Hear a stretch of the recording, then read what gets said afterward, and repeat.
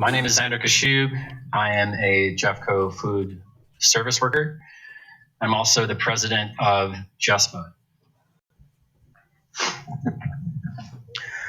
We're here to demand that Jeffco School Board President Mary Parker hold Tracy Dorland and the district's bargaining teams accountable for their refusal to negotiate and their deliberate act of hiring Brent Case, a union-busting lawyer, to represent them.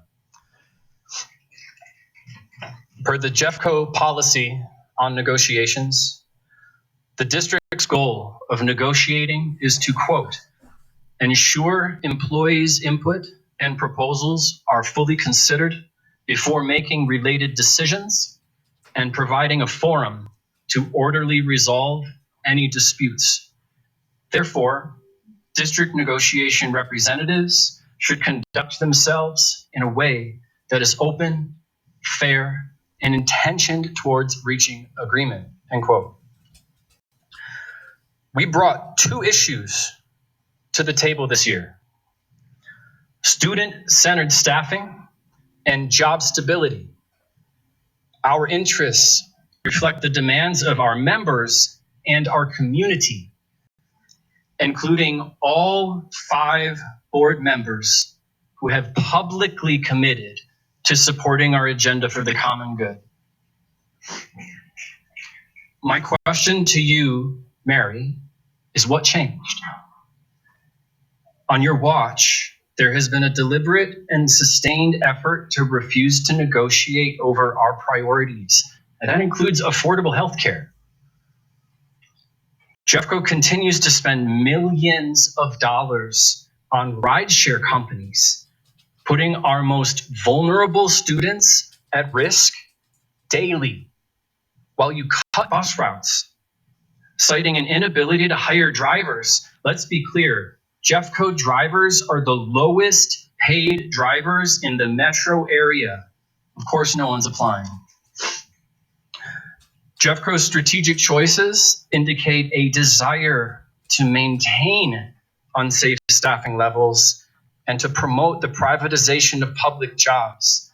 This denies all workers in Jeffco a living wage, which is unacceptable.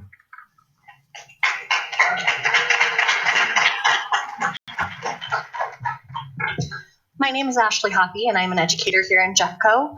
I'm going to just start off with a quote that I think we all in education hear a lot, and that's, you knew what you were getting into when you went into education. And no, at least for me, that's not true. I didn't know that I was going to be on a $7,000 to $8,000 treatment per month that our insurance no longer covers as of a month ago. I know many others in education who have similar issues, whether it's medical needs, and I did not know that the premier district that I grew up in wasn't going to be so premier anymore. My pay and that of my colleagues across the board in both JCEA and JESPA has not kept up with the cost of living in the district. I personally live outside of the district just to make ends meet with a roommate. And, some of them have been fine, some of them not so much, but, it puts food on the table and keeps utilities running. Early on in my career, I was able to pay for things within my classroom: pencils, paper, just basic necessities, food for children. And I can't do that anymore because I have to put food on my table. I have to pay for my medical bills. And I feel like a failure because I can't support my students in a way that I feel like I should be able to. There's no additional salary in my home. There's no leeway to create a savings buffer. And as of right now, the comfortable cost of living in Colorado is over $103,000. And I don't make anywhere near that. Most of us make nowhere near that and work an additional 10 to 30 hours a week in addition to our 40-hour work weeks.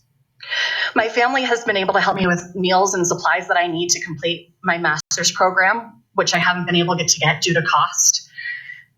And all of these feel to me like, no, I did not know what I was getting into when I went into education. Why is it that it's not possible to live inside the district? Why is it not possible to afford health care? Why are staff in education always having to fight tooth and nail to survive and stay in a profession feeling like we're stuck?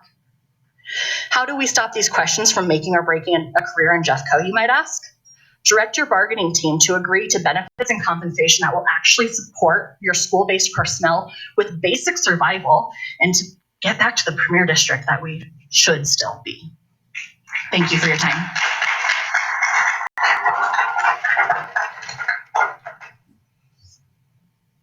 Board President Parker, my name is Sarah McClintock.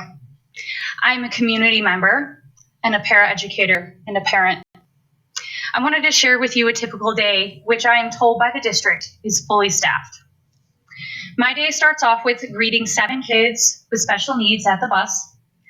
They are almost always hysterically crying, fighting, and last week, students were making death threats. This will usually take around 7 support staff in the first hour of school. There is also students that will continue to be highly dysregulated and require ongoing support staff. All of these staff have other responsibilities that were put on hold. Unfortunately, situations like this are a daily occurrence. Every day, there are students that run out of classrooms, scream on the top of their lungs for hours on end, and disrupt learning.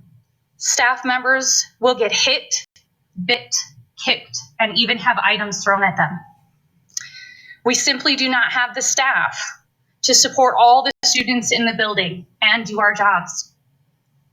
President Parker, your response to my email on May 1st, you said, and I quote, that you have been a strong advocate for increased compensation and benefits for all JEFCO employees, for student safety, for access to healthy food, for increased efforts to fulfill all positions, and for the end of using outside transportation services.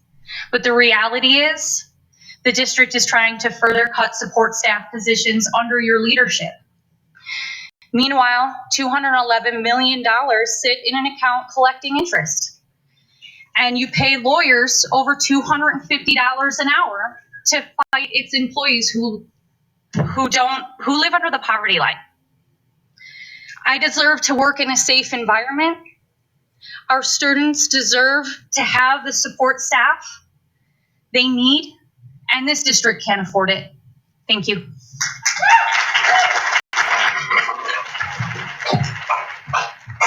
Dear Board President Parker, my name is Azucena Rubio. I am a JEFCO parent, a member of the H-Water Food Pilot Program.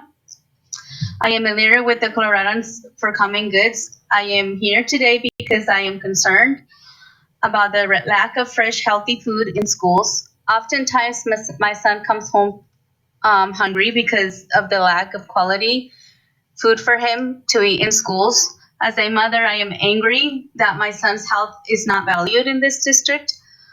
I am standing here with JESPA because their bargaining impacts my son. I want to see healthy food, safe staffing, and fair wages in JESPA contract because it's good for my son. But when myself and other Spanish-speaking parents began to engage in public bargaining process, we were told we were disruptive, short. We were told to stay in our place. As the board president of this district, you are responsible for the actions of the district. I emailed you on behalf of CCG requesting a meeting. You agreed to meet with me. I want you to understand that meeting with me means meeting with all of us. Thank you.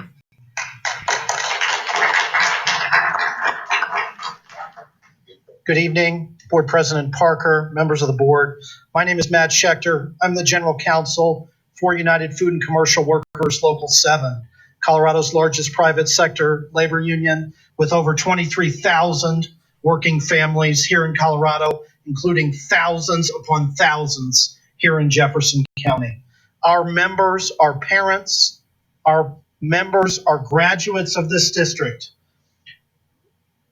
We would have preferred to have this discussion in a more private setting, and so we ask President Parker that you meet with CCG leaders. I am a leader within Coloradans for the Common Good, and we want to meet with you, including leaders from JESPA, which is a member organization.